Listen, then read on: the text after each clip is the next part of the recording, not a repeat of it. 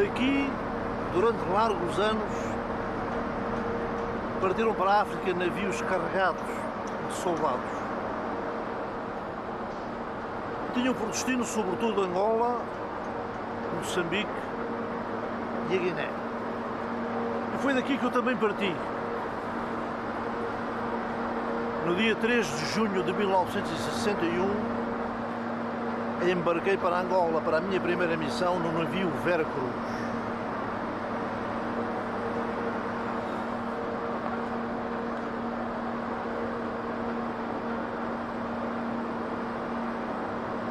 Eu não tinha abraçado a carreira militar por vocação. O meu sonho quando jovem era vir a ser um grande ator, era frequentar o Actor Studio de Nova Iorque e talvez um dia, por que não, representar Shakespeare, ser protagonista de grandes sucessos teatrais ou cinematográficos.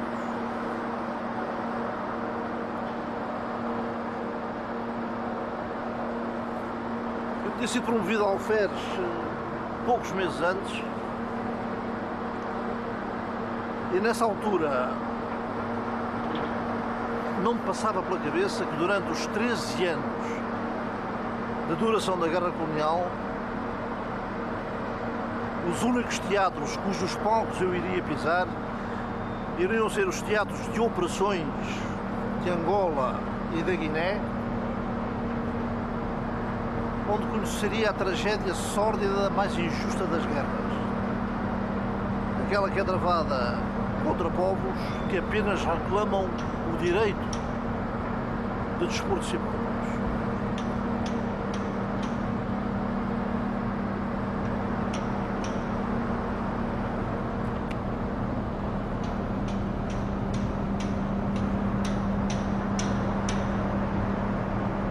Em 1973, fim da minha terceira e última missão, regressei a Lisboa vindo de Bissau, na Guiné.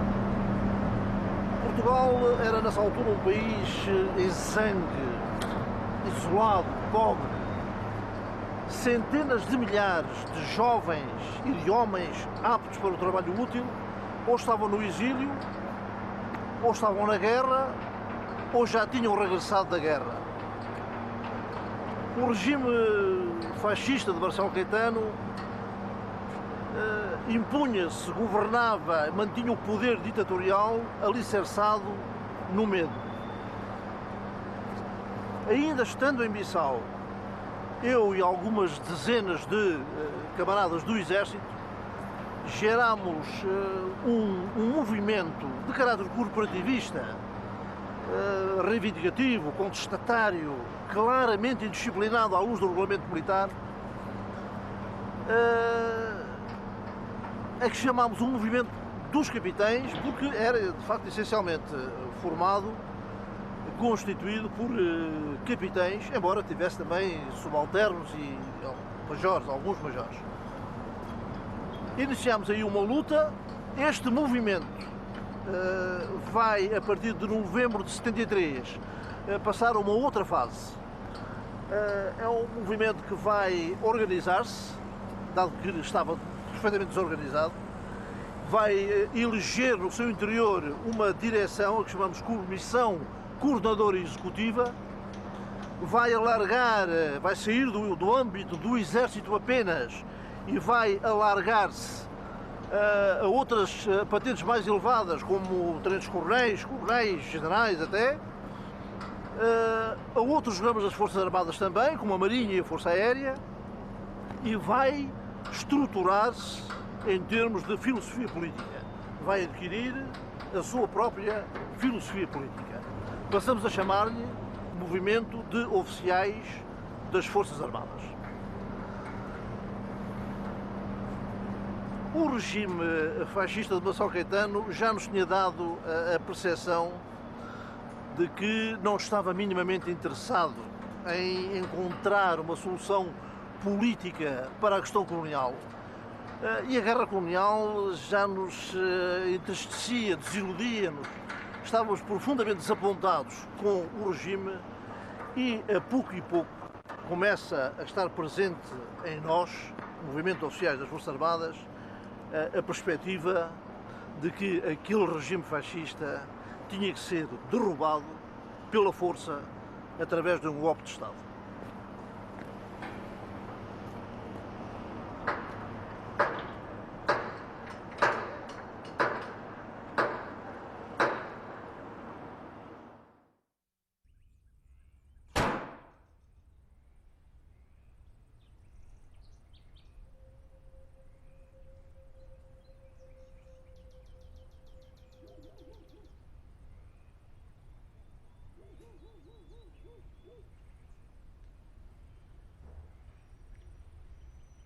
Sim, isto parece um pouco com o cenário do posto de comando.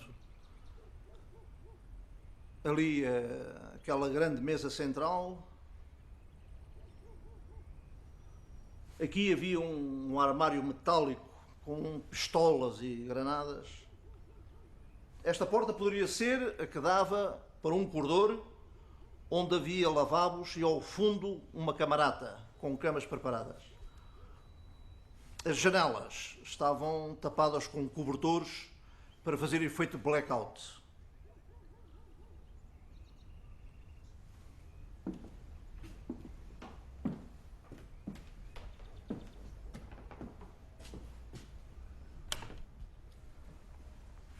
Sobre esta mesa havia um emissor receptor RACAL e telefones militares e civis que iam permitir a ligação entre todas as unidades que se encontravam no terreno e que tomavam parte na operação.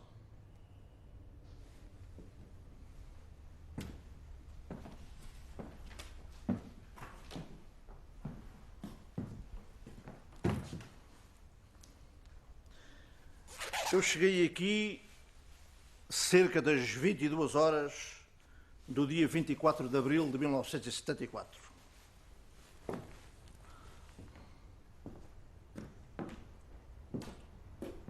Já tinham chegado outros.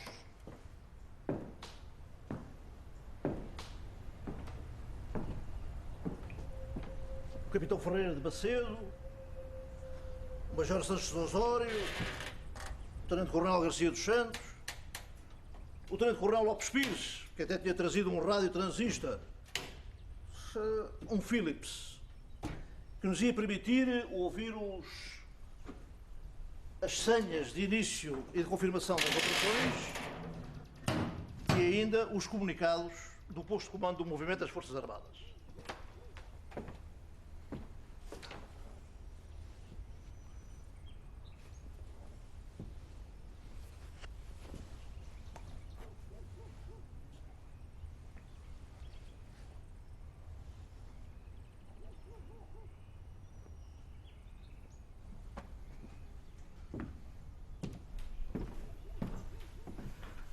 Na manhã do dia 24, enviei ao Major Melo Antunes para os Açores um telegrama em código assinado Primo António, no qual o informava da partida da tia Aurora às 3 horas da manhã do dia 25 para os Estados Unidos da América.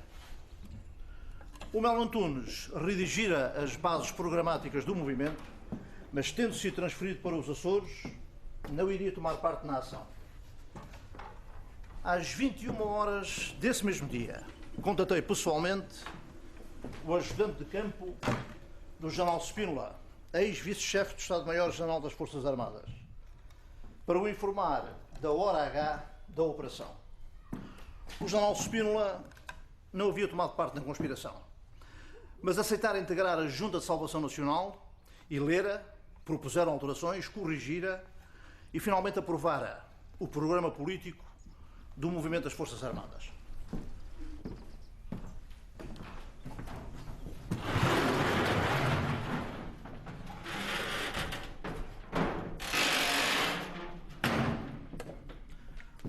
Esse programa político apontava como objetivos fundamentais a instauração de um regime democrático em Portugal, o fim da guerra colonial e a descolonização e, finalmente, o desenvolvimento do país.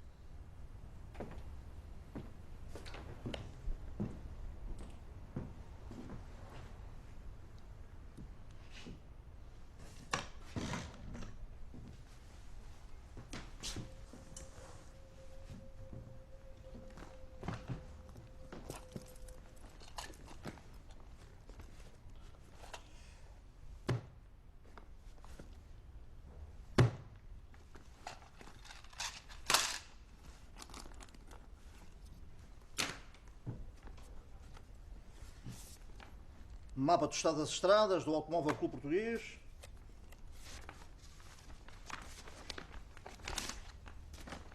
Carta Militar de Portugal da região de Lisboa e arredores. Mapa de Lisboa. Plano Geral das Operações. Alguns anexos, alguns apêndices. E evidentemente a pistola. Estas são as 24 páginas manuscritas do Plano Geral de Operações que permitiu pôr fim ao regime fascista em Portugal.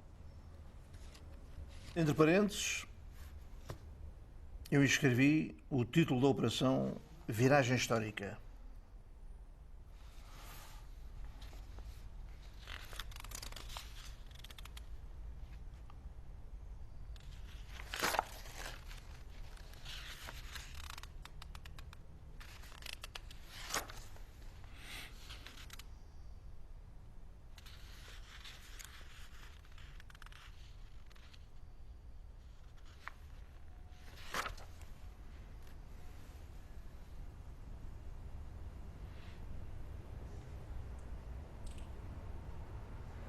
A missão a atingir com a realização da operação é provocar o derrubo do governo vigente com o aprisionamento de todos os seus membros e do Presidente da República, com o apoio e a ação ativa ou passiva de todas as nossas forças atuantes, tendo em vista pôr imediatamente em execução o programa constante da proclamação a dirigir à nação logo após o golpe, visando a implantação a curto prazo de uma democracia política como forma de governo no país.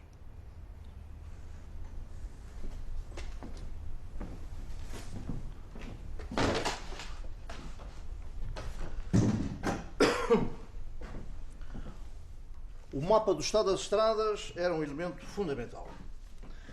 Isto porque a minha ideia de manobra passava pela ação simultânea de todas as unidades onde o movimento tivesse implantação em todo o país.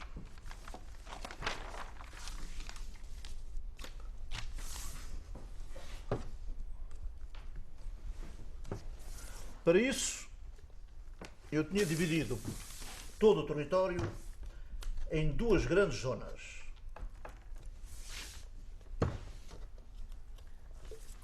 Uma a norte do Rio Douro, que vem desde a fronteira até ao Porto, e para a qual havia um plano de operações específico, sendo que o objetivo fundamental era tomar o quartel-general da região militar do Porto. A partir daqui, com o quartel-general nas nossas mãos, todas as unidades desta região militar do Porto obedeceriam às ordens do quartel-general tomado por nós e tinham objetivos específicos, obedecendo todas essas unidades a um plano de operações específico para esta região. O resto do país, desde o Rio Douro até o Algarve, era dividido em 4 sectores.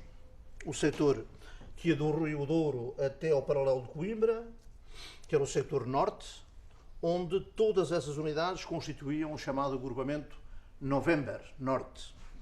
Um setor centro que ia desde Coimbra até ao Rio Tejo, até Abrantes. Todas as unidades deste sector centro constituíam o agrupamento Charlie. Um terceiro setor que ia desde o Rio Tejo até ao Algarve, onde todas as unidades do Alentejo e do Algarve constituíam o agrupamento Sierra. E, finalmente, o sector de Lisboa, onde todas as unidades que atuavam neste sector constituíam o agrupamento Lima. O posto de comando, este posto de comando, coordenava e comandava toda a operação militar. Tinha um código indicativo para o posto de comando de Oscar e todos os agrupamentos de forças se ligavam entre si, rede rádio ou telefone, e se ligavam também com Oscar, que, instalado no Regimento de Engenharia da Pontinha, coordenava toda a operação militar no país.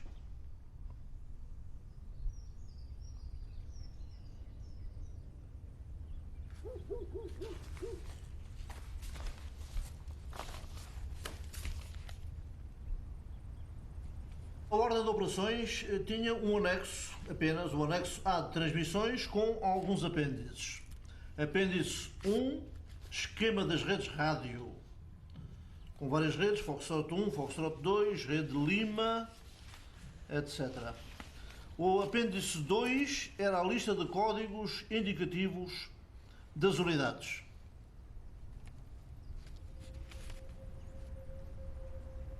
O apêndice 3 era a lista de códigos de objetivos e locais.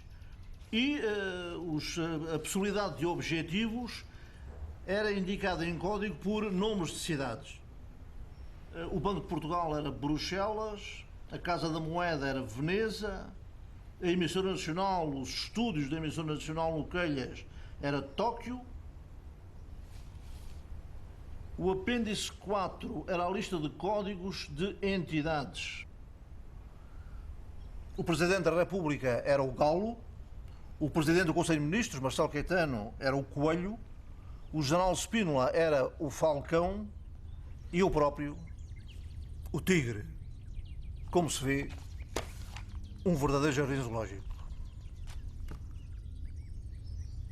As emissoras de radiodifusão desempenharam um papel muito importante nesta operação Viragem Histórica. As duas canções que confirmaram o início das operações foram difundidas pelos emissores associados de Lisboa e pela emissora católica Rádio Renascença, graças à cumplicidade dos jornalistas. Outras duas emissoras foram consideradas objetivos prioritários. A emissora nacional, que era a emissora oficial do regime e que precisava ser conquistada e ocupada por nós para impedir a sua utilização pelos fascistas, e o Rádio Clube Português, emissora privada, que iria ser a antena necessária à difusão dos comunicados do posto de comando do movimento das Forças Armadas. Mas nem tudo estava ganho de avanço. Estávamos perante um inimigo bem organizado, que dispunha de algumas poucas unidades do Exército, algumas unidades militarizadas, como era o caso da Guarda Nacional Republicana, da Polícia de Segurança Pública,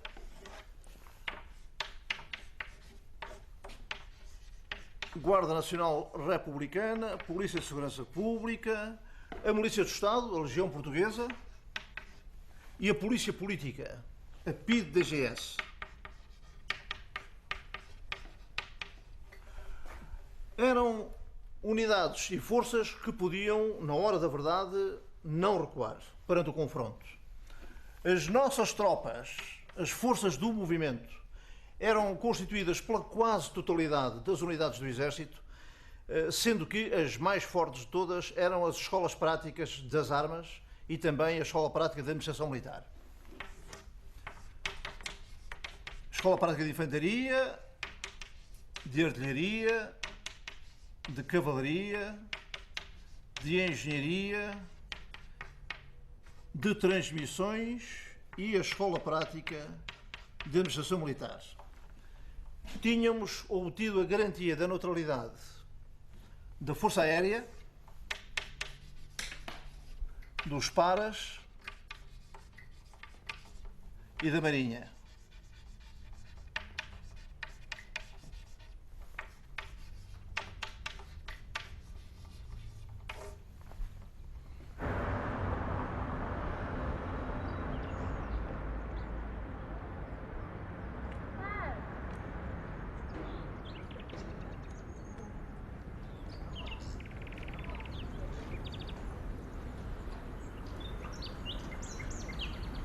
Ao fim da tarde de 23 de Abril, tive uma série de encontros com os meus camaradas encarregados de ligação, jovens tenentes e capitães do MFA, aos quais fiz entrega de documentos e de 5 aparelhos emissores dos setores que eu tinha subtraído do depósito de transmissões, de material de transmissões da Academia Militar.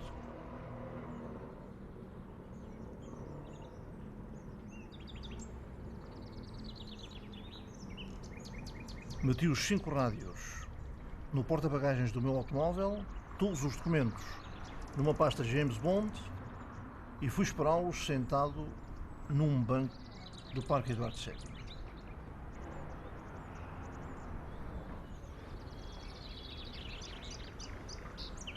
Vieram um de cada vez sentar-se ao meu lado. E a cada um eu dei um anexo de transmissões, dei-lhes um anexo de confirmação do início das operações, após o que fizemos a transferência dos 5 rádios que se encontravam no porta-bagagens do meu automóvel para as bagageiras de outros 5 automóveis.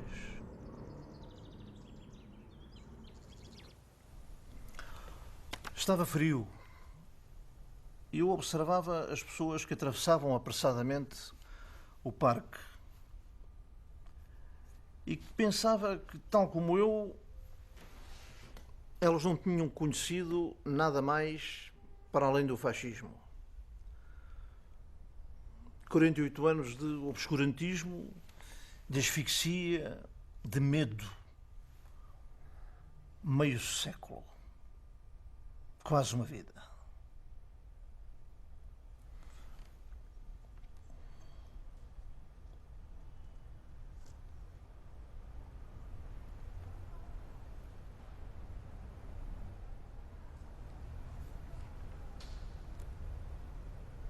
Confirmação do início das operações.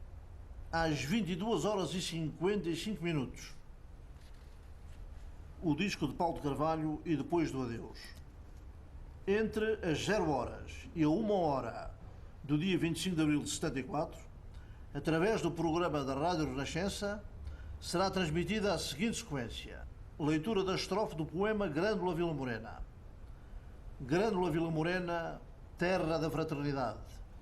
O povo é quem mais ordena, dentro de ti, ó cidade. Transmissão da canção do mesmo nome, interpretada por José Afonso. Pelas 22h30, sintonizamos o rádio transistor de Lopes Pires nos emissores associados de Lisboa. Só nos restava aguardar pela transmissão do primeiro sinal. Faltam 5 minutos para as 23h.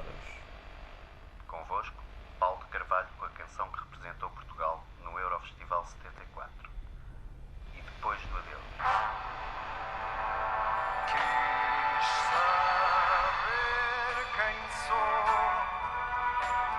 o que faço aqui, quem me abandonou, de quem me esqueci. Perguntei por mim, quis saber de nós, mas o mar não me traz tua voz. Em silêncio, em tristeza. A hora da verdade. Por todo o país, os camaradas deviam estar a preparar-se para assumir o controle das unidades. Era preciso acordar os soldados, fazê-los levantar, formá-los. Tal como em Angola, em certas noites, obrigávamos os soldados a acordar e metíamos-los ainda meio estremunhados dentro das viaturas. A cada solavanco da estrada, tombavam sobre o companheiro do lado, agarravam-se às armas como podiam, mas as espingardas escorregavam-lhes das mãos. Partiam para missões que desconheciam completamente, mas eu já sabia que aquela era uma guerra injusta. Naquela madrugada de 25 de abril de 74, quando acordámos os soldados, informámos-los do objetivo da missão: provocar a queda do regime. Quem estivesse de acordo, que nos seguisse. Mas como não podíamos correr riscos, Quem fosse contra teria que ser feito prisioneiro. Os soldados e grande parte dos sargentos aderiu com entusiasmo. A maioria dos oficiais superiores recusou-se.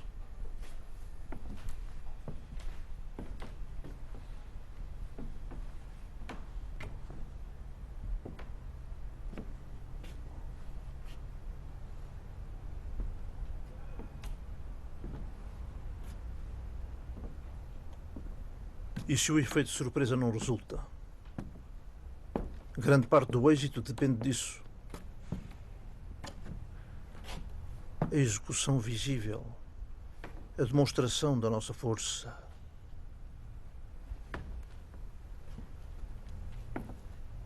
Não teria sido preferível optar pela clandestinidade? É tarde para me pôr esta pergunta. Mas se isto acabar mal, terei que assumir para sempre esta responsabilidade. Grândola Vila Morena, terra da fraternidade, o povo é quem mais ordena, dentro de ti a cidade, dentro de ti a cidade, o povo é quem mais ordena, terra da fraternidade, Grândola Vila Morena.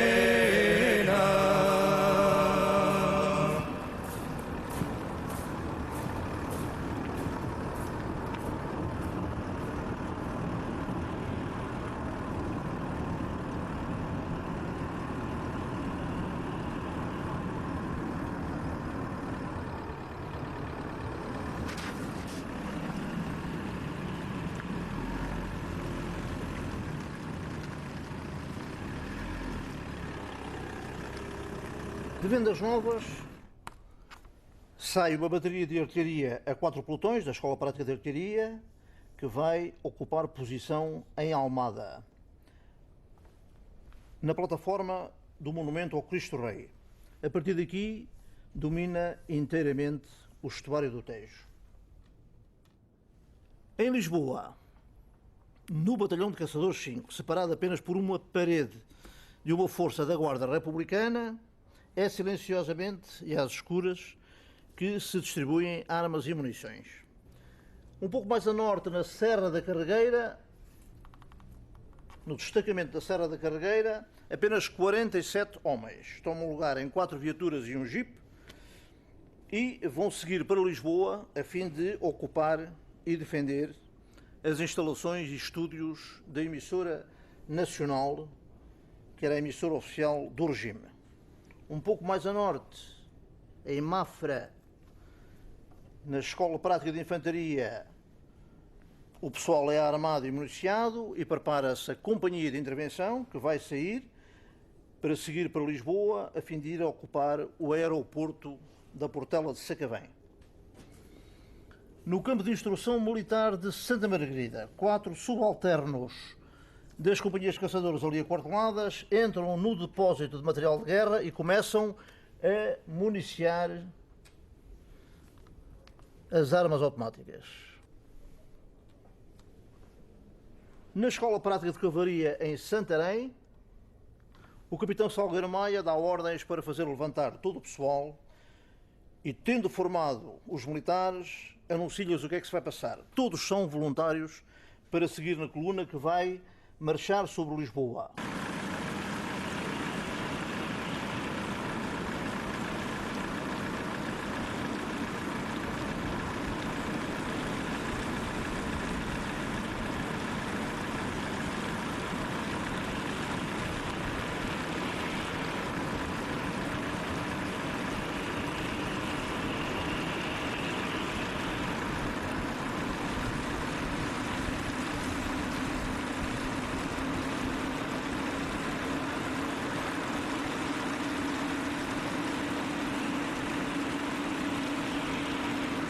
têm como missão ir ocupar em Lisboa o Terreiro do Paço, onde se concentram praticamente a totalidade dos ministérios, e proteger o Banco de Portugal. Em Tancos, na Escola Prática de Engenharia, são carregadas de munições 4 viaturas que saem da unidade para municiar outras unidades pelo caminho e também alcançar objetivos. Na Figueira da Foz, o capitão Diniz de Almeida, armado apenas com uma pistola e uma espingarda automática G3, praticamente sozinho, domina o regimento de artilharia pesada. Tal como acontece nas outras unidades, quem se opuser ao movimento fica detido na unidade à ordem do posto de comando. Em Lamego, nas margens do Rio Douro, uma companhia de militares comandos arma-se, municia-se e segue para o Porto, onde vai proteger a ocupação do quartel-general e conquistar e ocupar a delegação da Polícia Política, da PDGS. Instalado naquela mesa, o Major Sanches Osório tomava nota de tudo o que acontecia neste posto de comando.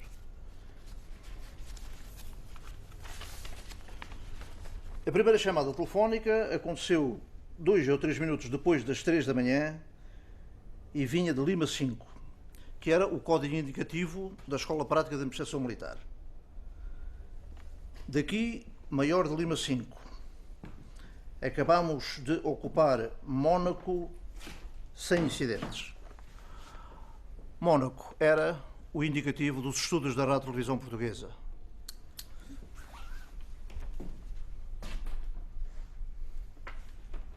Mónaco. Boas férias, companheiros. E vejam lá, não percam muito na roleta. Os dados estão lançados. Et rien ne va plus.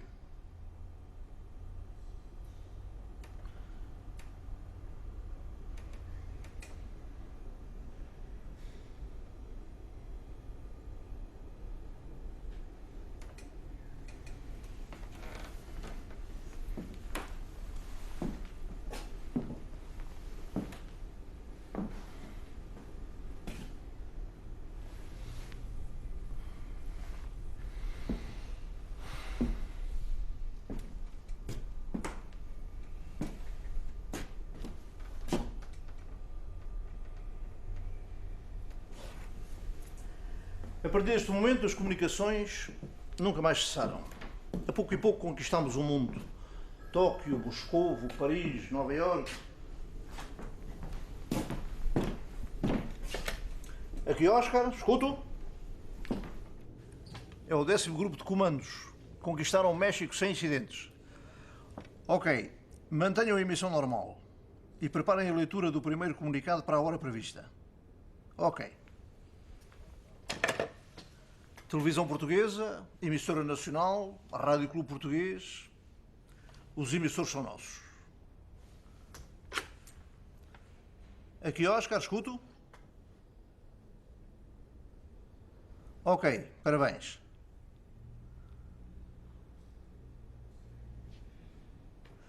Afirmativo quanto à segunda parte da questão. Não estão isolados. Mónaco e México já caíram nas nossas mãos. Ok, aguardem tranquilos. Está tudo a correr bem.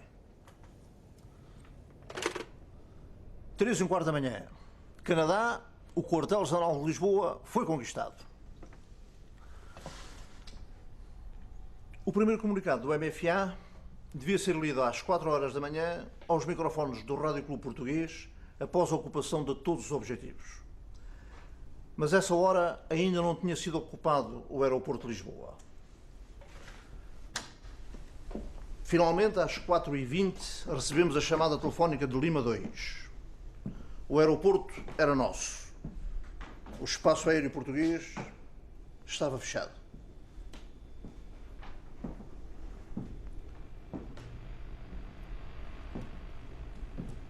Então demos ordem ao grupo de comandos que ocupava o Rádio Clube Português para que fosse lido o primeiro comunicado. Espantou-me não ouvir a voz do Costa Neves, que comandava aquele grupo, mas sim de um jornalista, Joaquim Furtado. Era a primeira intervenção espontânea de um civil na operação. Aqui posto de comando do movimento das Forças Armadas. As Forças Armadas portuguesas apelam para todos os habitantes da cidade de Lisboa no sentido de recolherem as suas casas, nas quais se devem conservar com a máxima calma.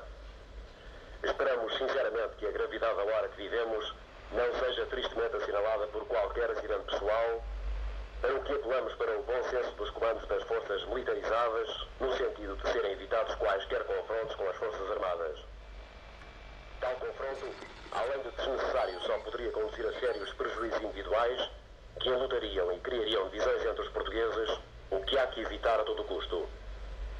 Não obstante a expressa preocupação de não fazer correr a mínima gota de sangue de qualquer português, apelamos para o espírito cívico e profissional da classe médica, esperando a sua ocorrência aos hospitais, a fim de prestar eventual colaboração que seja, aliás, que se deseja, sinceramente desnecessária.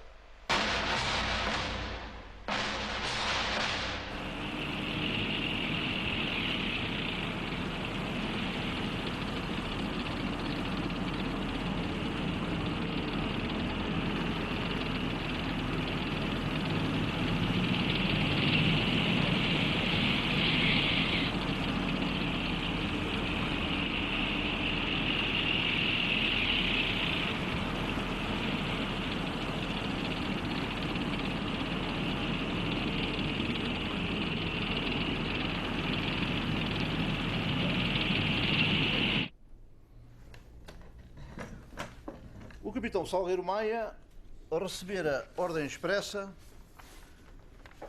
para, com a sua coluna, atravessar toda a cidade, desde a entrada norte até ao rio, percorrendo as avenidas principais de Lisboa.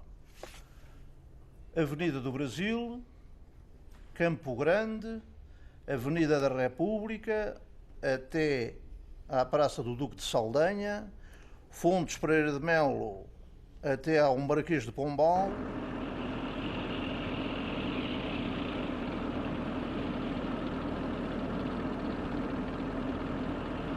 descendo toda a Avenida da Liberdade, passando pelos Restauradores, o Rocio, pela Rua do Ouro, até finalmente vir ocupar posições no Terreiro do Paço, centro político e administrativo da capital.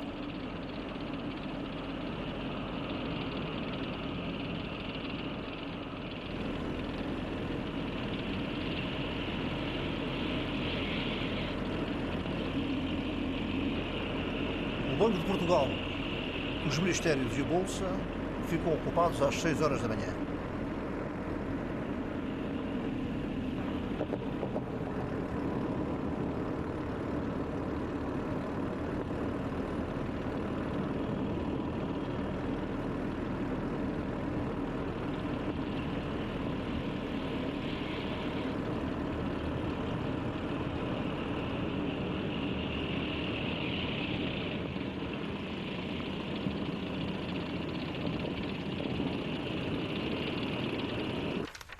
Lisboa é nossa. Mesmo que o regime consiga reagrupar algumas forças, ou, no pior dos casos, convencer a aviação ou a marinha a saírem da sua neutralidade, já não poderá fazer grande moça. Permaneçamos vigilantes. É quando a besta está ferida que se torna mais perigosa e imprevisível.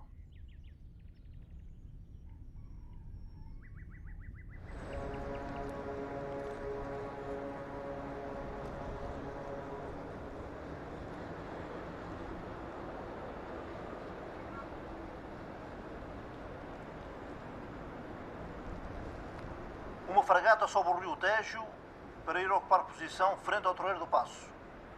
Manda colocar todas as viaturas debaixo das arcadas. Escuto?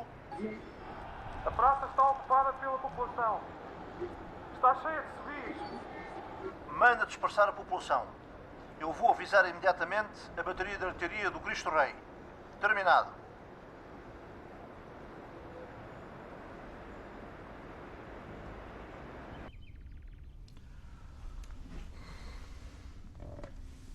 avisámos o comandante da fragata de que tinha o navio metido entre dois fogos. De um lado, as peças dos carros de combate posicionados no Torreiro do Paço e do outro, a bateria de artilharia no alto do Cristo Rei, em Almada, do outro lado do Tejo. Pouco tempo depois, as peças do navio apontavam para o céu. A ordem de fogo tinha sido anulada. De repente apareceu aqui uma multidão. Todos queriam participar, queriam uma missão, pediam ordens. Os telefones não paravam de tocar. As chamadas via rádio eram constantes. Por volta das 6 da manhã, Salgueiro Maia chamou-me pelo rádio. Pedia-me um oficial superior a fim de ir proceder à prisão do Ministro do Exército. Mas por que motivo precisa de um oficial superior? Perguntei. Porque eu sou apenas um capitão e o Ministro é um general. De qualquer modo, era uma ocasião excelente para ocupar todos os que tinham enchido a sala. Pedi-lhes para saírem a fim de irem prestar o apoio possível ao nosso companheiro Salgueiro Maia. No instante, o posto de comando esvaziou-se.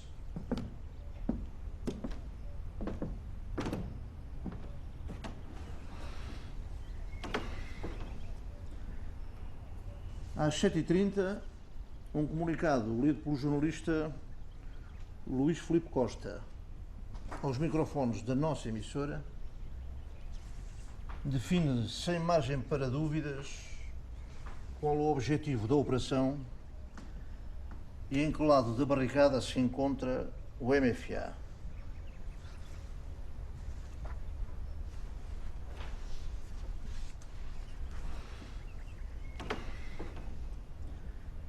Aqui, posto de comando do movimento das Forças Armadas.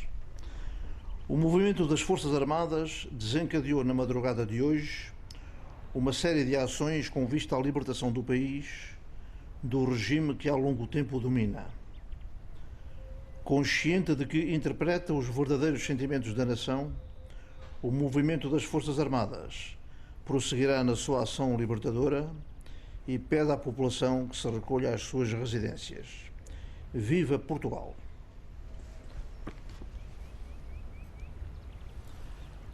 A cada minuto que passava, a cada nova chamada telefónica, tornava-se evidente que a vitória seria nossa. Faltava, no entanto, a rendição do governo e a detenção do Presidente da República.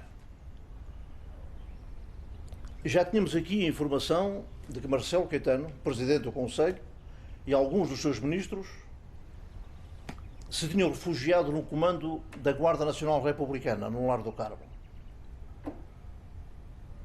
Por volta das 11 horas, decidi dividir em três as forças já então concentradas no Torreiro do Paço. Uma ficaria no local, a fim de dar proteção às instalações do Banco de Portugal. Outra avançaria para a Penha de França, a fim de conquistar e ocupar o quartel-general da Legião Portuguesa. E, finalmente, Salgueiro Maia, com a sua coluna, iria ocupar o Largo do Carmo.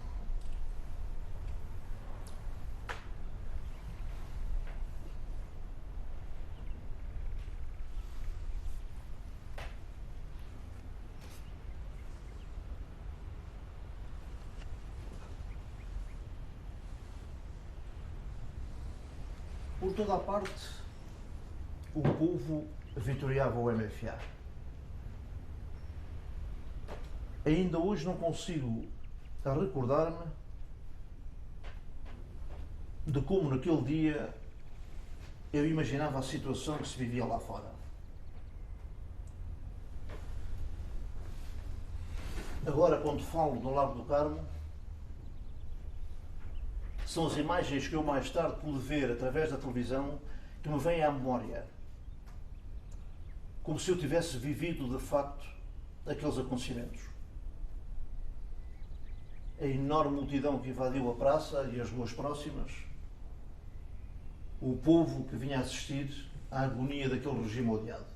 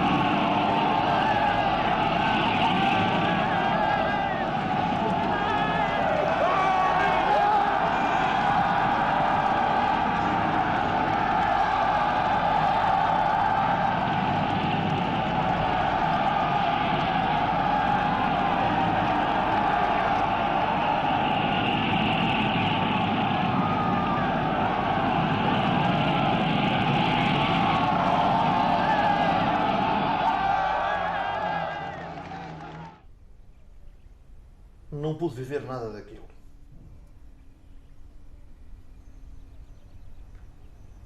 Fiquei aqui, fechado entre estas quatro paredes,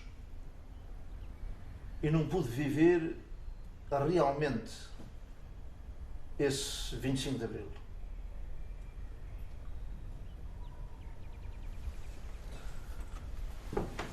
Quando falava por telefone ou pelo rádio, eu ouvia em fundo as aclamações da multidão. Tal como a chuva que caiu ao fim dessa tarde e que eu ouvi antes de a ver ou de a sentir.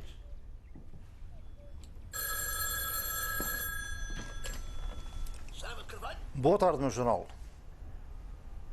Acabo de receber uma chamada do professor Marcelo Caetano, que se encontra no quartel do campo. Está disposto a render-se, mas quer que eu lá vá.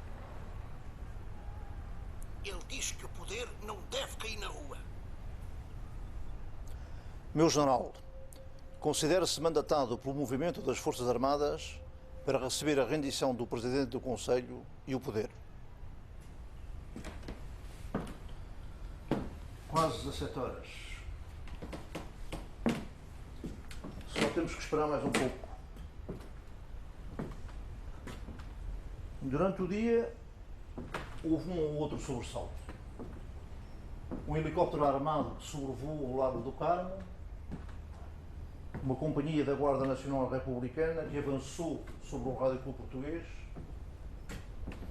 No fundo, algumas tentativas abortadas de uma tímida resistência em que eles próprios não acreditariam plenamente. Tinham perdido e sabiam. Por toda a parte, os graduados juntavam-se finalmente ao MFA. Continuávamos a utilizar nas nossas comunicações os telefones e os rádios, mas já ninguém utilizava nem códigos nem indicativos. De facto, de que valia continuar a manter o secretismo das comunicações se já tudo era tão claro?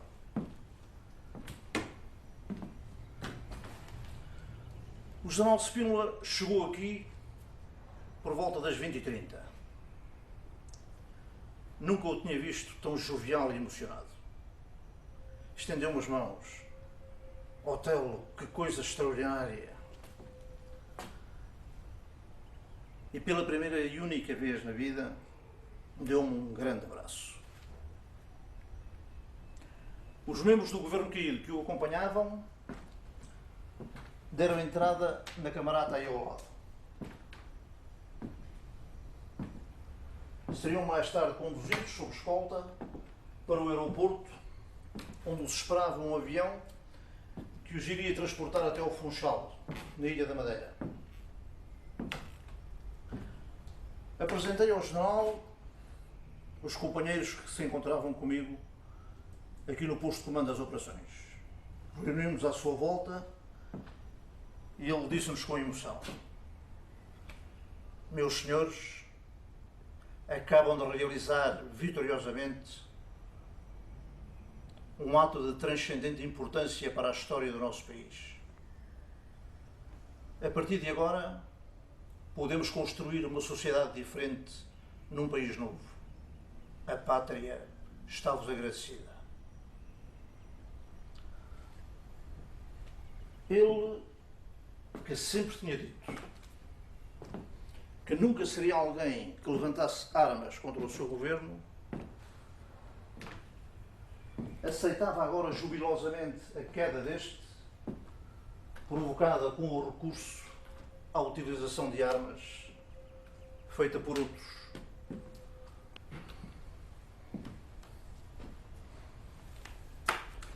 Toda a corte do general o segue já. Rejubilam.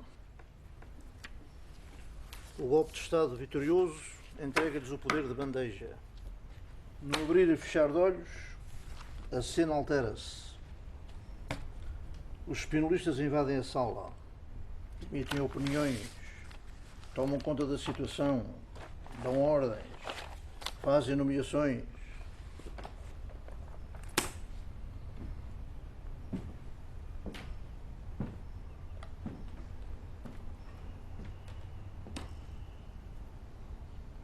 Durante esse tempo, reunia aqui ao lado a Junta de Salvação Nacional.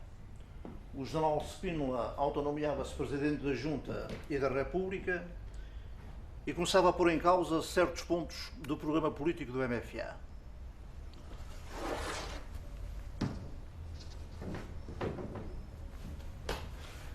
Em 26 de abril de 1974, pelas 13 horas, considero terminada a Operação Viragem Histórica. Posso finalmente abandonar o posto de comando da Pontinha. Em Caxias e em Peniche estão a ser libertados os presos políticos. Lá longe, em Angola, na Guiné, em Moçambique, todos sabem que a guerra acabou e que os militares portugueses irão regressar brevemente ao seu país.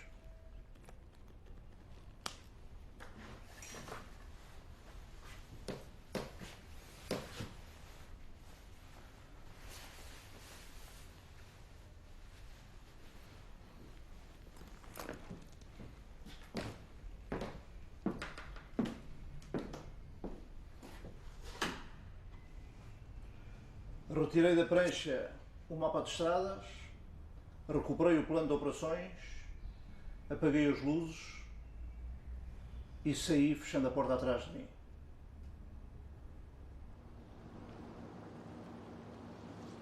O papel terminou. Nada mais tenho a fazer aqui. De qualquer forma, sinto-me realizado. Menos de 24 horas bastaram para destruirmos 48 anos de fascismo. É uma bela vitória.